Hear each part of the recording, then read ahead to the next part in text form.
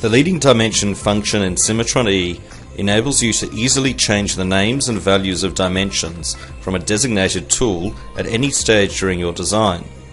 This will save you time by not having to look for individual dimensions in order to modify them. In order to use the leading dimension tool, you first need to assign an attribute to the dimensions. To do this, edit the dimension and click on the Mark as Leading Dimension button. Approve, and the dimension will be marked with the letter L. Expand the Edit menu and activate the Leading Dimension tool. As you can see, the dimension marked as Leading Dimension appears in the table. You can rename the dimension and change its value. Approve, and the change of the dimension value is implemented on the model. In this slider assembly, we define several dimensions in each part as leading dimensions. When you activate one of the assembly parts and afterwards the leading dimension function, then only the dimensions that were defined as leading dimensions in that part appear in this table.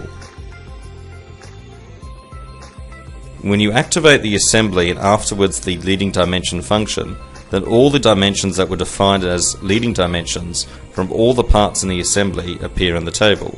The dimensions from different parts are separated by a change in their color representation. In order to see to which part from the assembly each dimension belongs, check the Include Part in Leading Dimension Name box, and the name of the part will appear in the dimension column.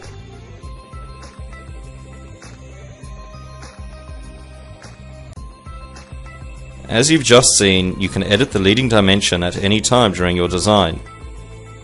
You can also edit the leading dimension when adding a part or an assembly to your project. Activate the Add Duplicate function and select the component to be added.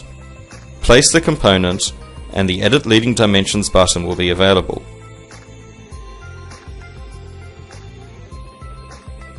The ability to edit the leading dimensions while adding a component is only available when using the Add Duplicate function. It would not be available when using the Add Component or Add from Catalog functions.